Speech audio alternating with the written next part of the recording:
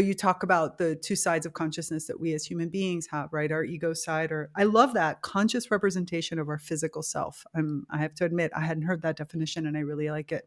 Where you look at that at the soul level, how do you see the river consciousness? Like, is there a moment of connection? Do you feel it when you kind of tap in at a different side of yourself to the consciousness of the river also? Yeah, I mean, yeah, there's all kinds of studies about how even when you're near the river, the ions affect you, and when you see water, how that affects people's brains. And if you want an immersive nature-based experience, jump in the river, right? Right. It's It's true.